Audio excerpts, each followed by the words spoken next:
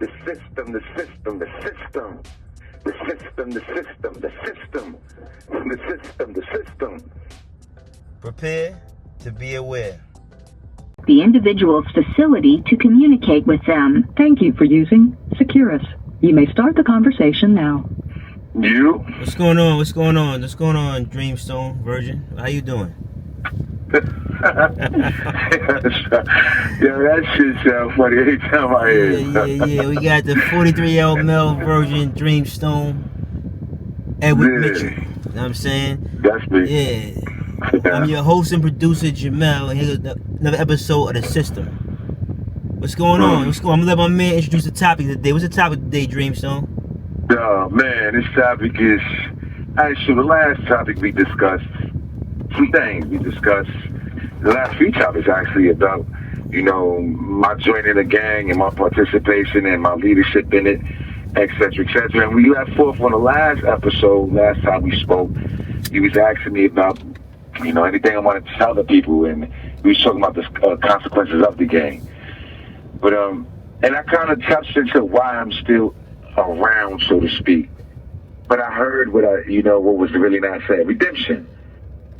So being a gang member and banging led me into prison, still associate, if you will. So this topic of discussion, this episode will be redemption, actually. What a trip from a boy to a man. Hold on.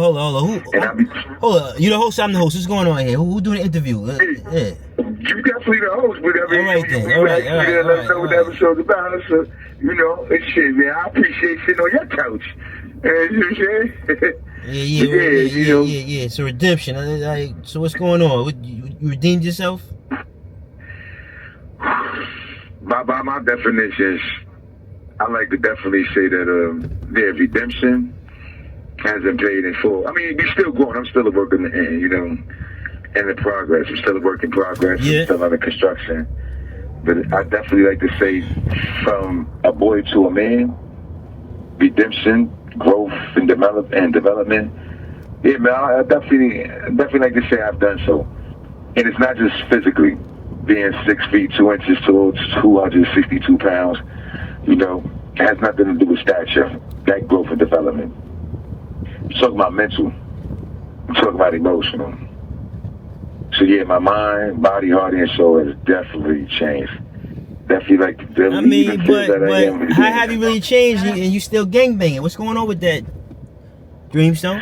So that's a good point, you know. So a lot of individuals have I'm gonna put it to, you know, your listeners, to our listeners, or whatever, in terms that some can understand. So you have, for example, service members. You have active duty members, and then you have death duty members, right? So you have but they still. All right, let's get this straight. Active duty members, right, and they still in the military. Wherever they at the desk or behind the field shooting a gun, they still at all times at arms if they have to be, whether at a desk or behind enemy lines. They're still helping make things work. They still active and getting things done and making things move, whatever's go down. They pushing paper, pushing guns. They still getting it done. Yeah. Now, this is true to a certain extent. So when you gang banging, so you have bangers and you have members. So you have gang. I'm no longer gang banging. I no longer bang. I no longer just indiscriminately run around hurting motherfuckers, cutting and stabbing people. That's not what I'm not banging physically. I'm more into the membership role. And I know it should sound like word semantics, but it really truly is not. The membership really is those who have put in the work. Those who are now in the leadership that's really trying to build as opposed to destroy. Construct as opposed to destruct. So, yes, I feel as, you know, technically speaking, yes, I guess it'd be considered, Dream is still affiliated. But as far as Dream banging, Dream is no longer that gang banging where motherfuckers say, yo, Dream, we going to ride out, we going to go shoot this area up. No, Dreamstone is the one who's in the yard brokering negotiation, peace treaties, and trying to come up with resolutions.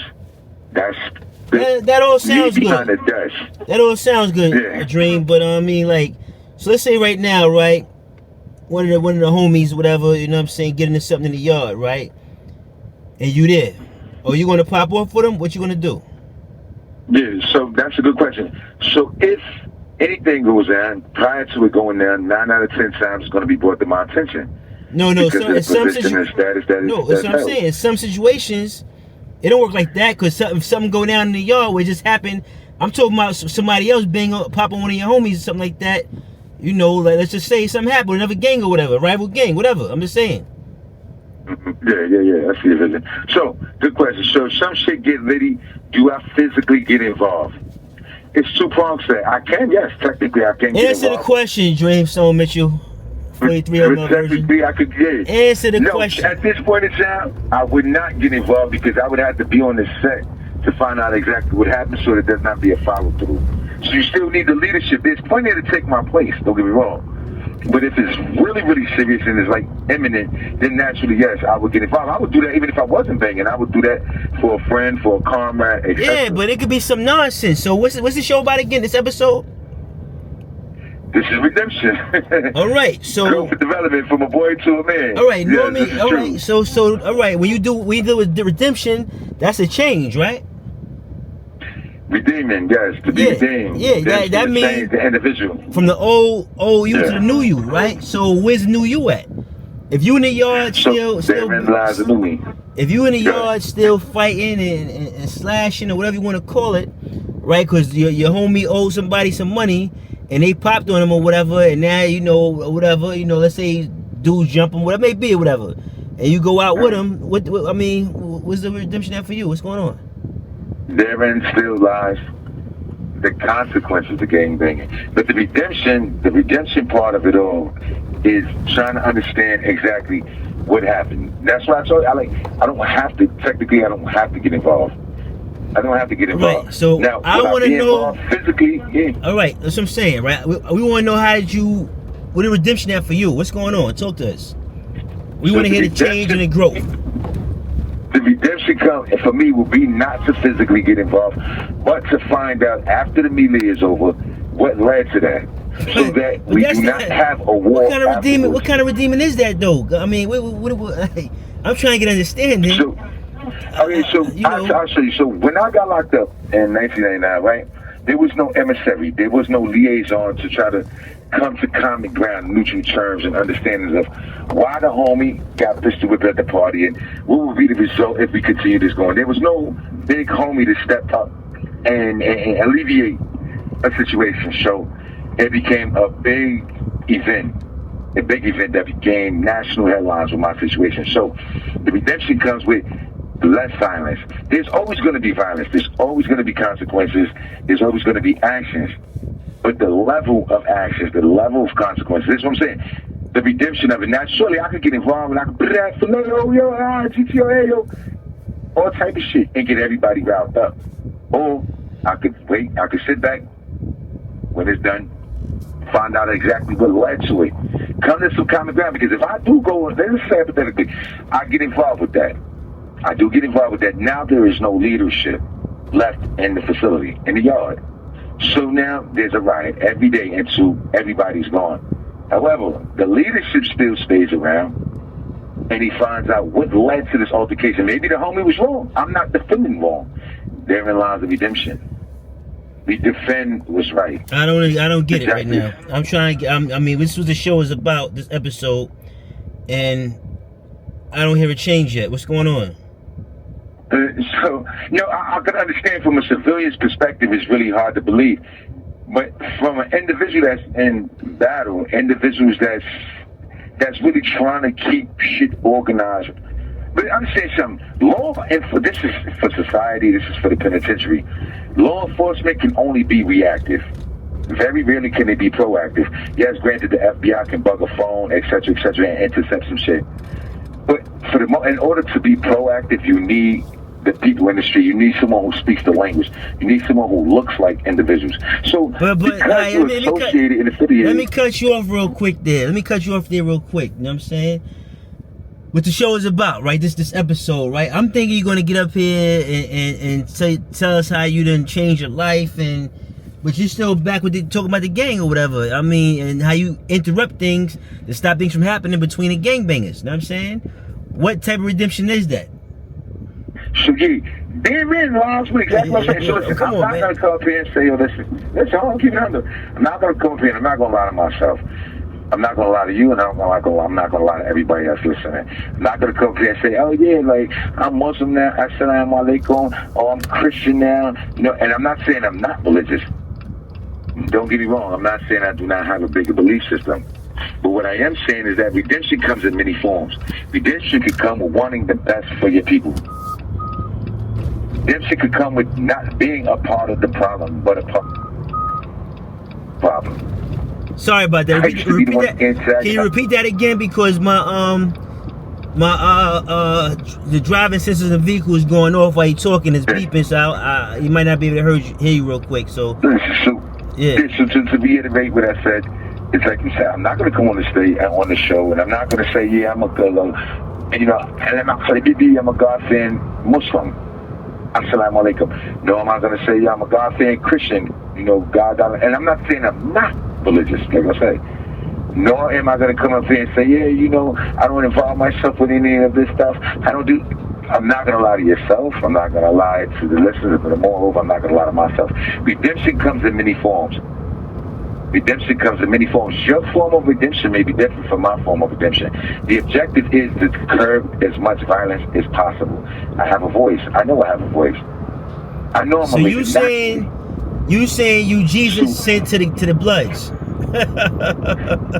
Well, that's what you interpret. No, what I'm saying is that you're the savior. I'm one of many leaders who have a positive voice, who's influential now. Just like the president of the United States, he was the president of the United States, right? For example, the current president, Donald J. Trump. Many of us do not like his policies, do not agree with a lot of shit that he's doing. He is the most powerful man in the world. He's creating this issue, he's creating that issue, etc., throughout the world. Just dropped the bomb, the mother of all bombs on Iran. Had nothing to do with America, with the United States of America. Donald J. Trump can utilize his authority for good or bad. This is what I'm saying. When you are in a position of power and authority, you can utilize. He's an emissary. He's a go-between.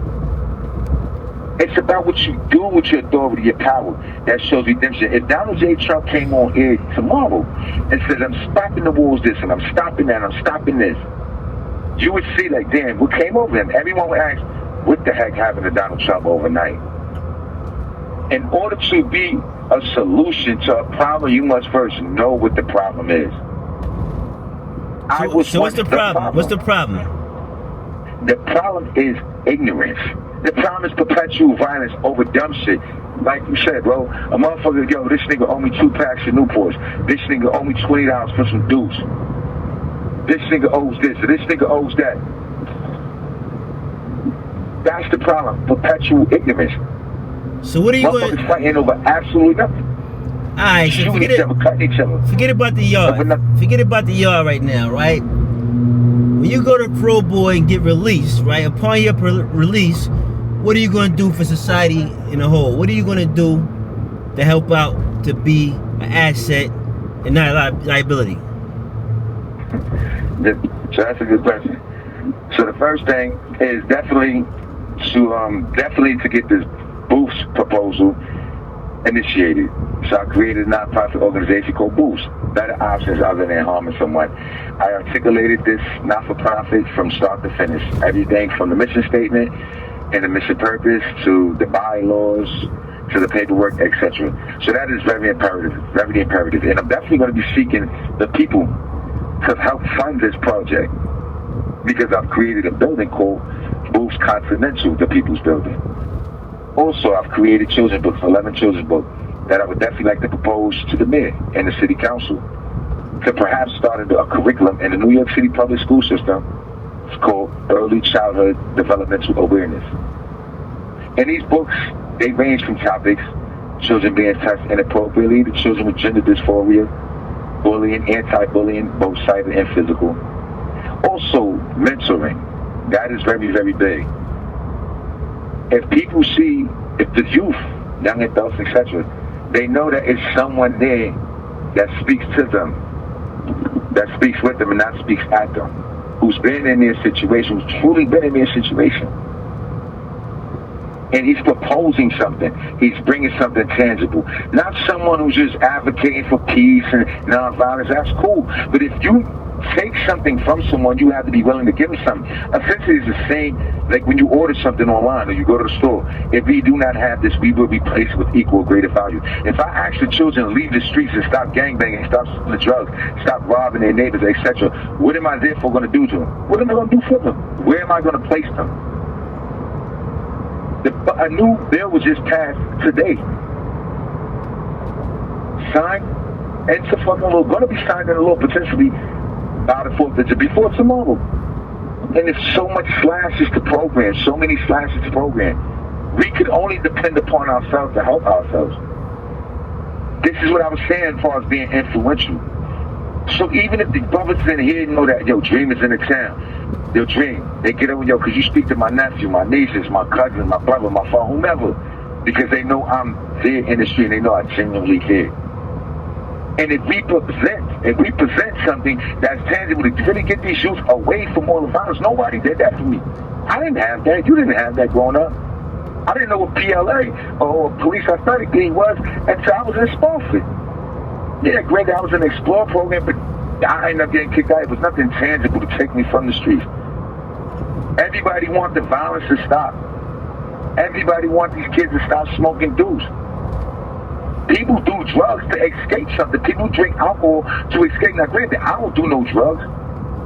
That's part of my redemption, understanding people who do drugs. I used to have a bias and a prejudice towards individuals. I don't drink alcohol. I don't do no drugs. I don't intoxicate or befile the brain or the body.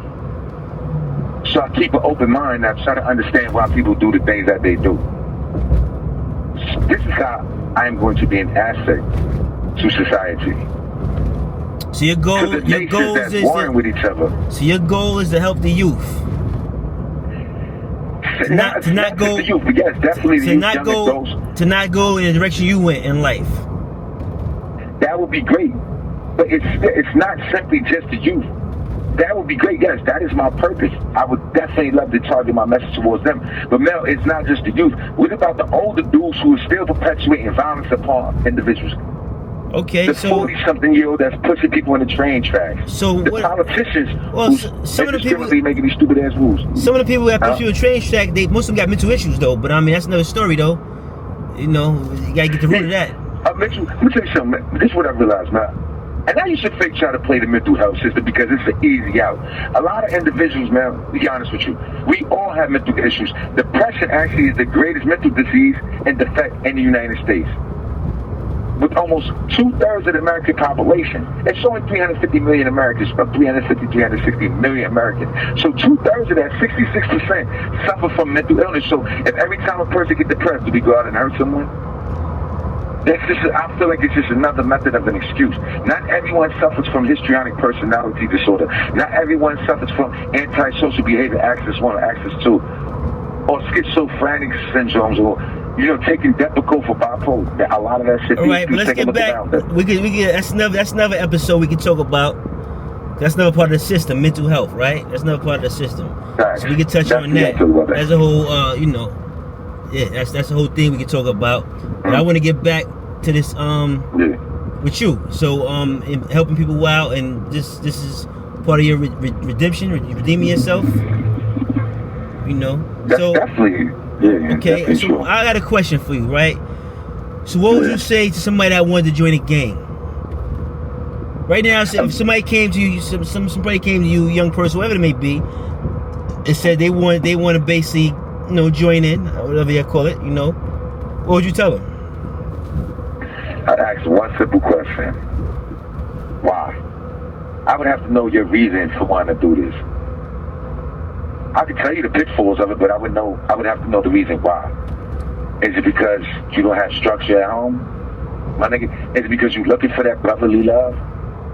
Is it because you fucked up? Your family's going hungry and you think if you join this gang, you'll start making more money and you can feed it? Why? Are you being bullied?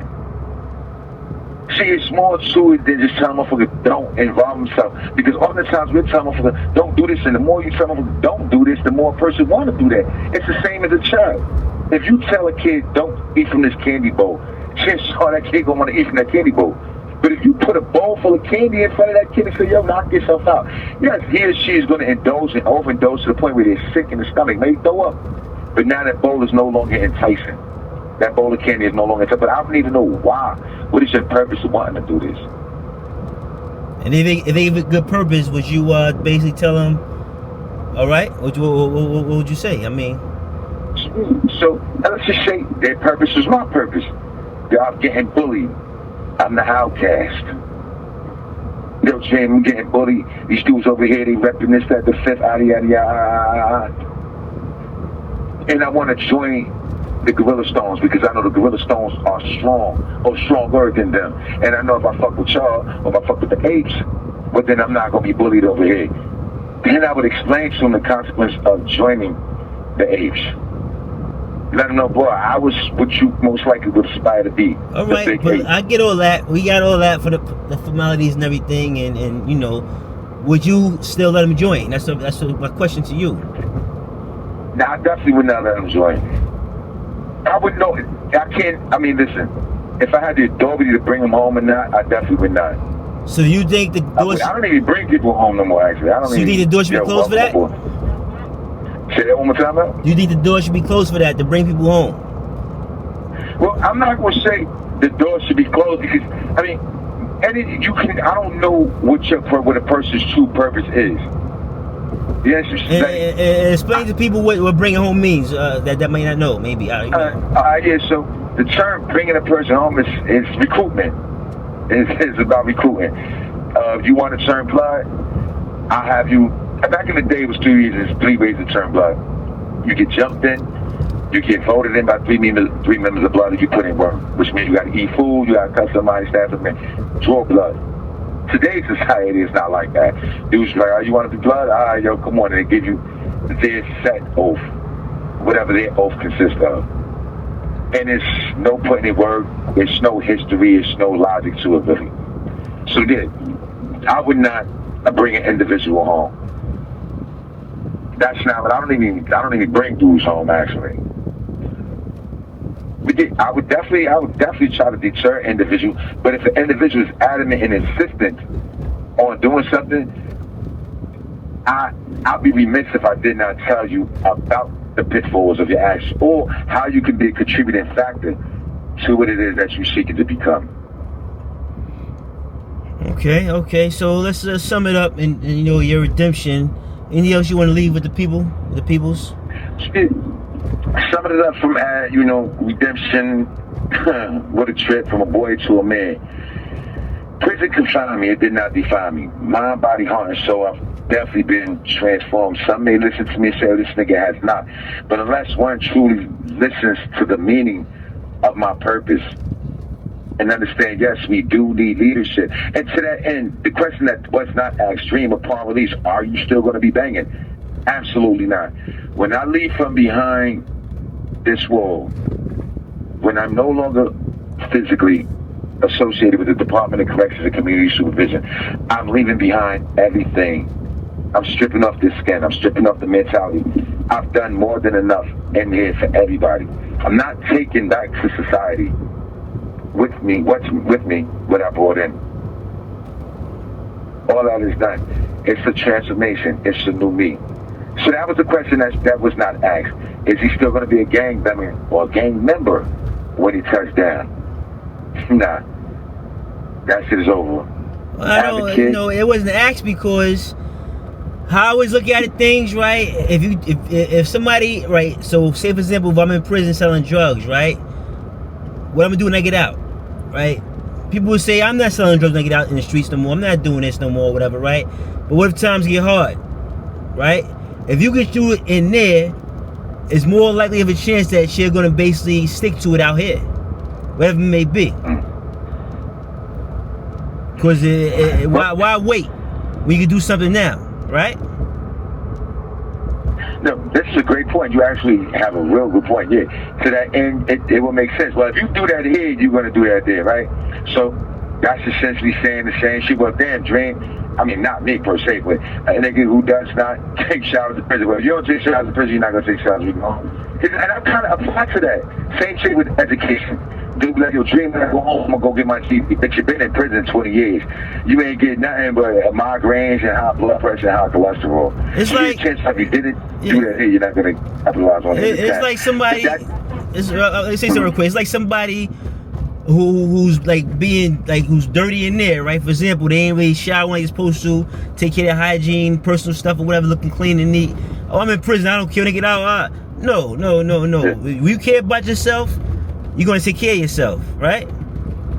That ain't gonna just happen. If you've been doing this for years and being dirty and not clean and not caring what you're wearing, your clothes are wrinkled or whatever, there's a high likelihood when you get home you're gonna do the same thing. That makes sense. I could definitely understand that. But you know, to that end, Mel, it's about survival, right?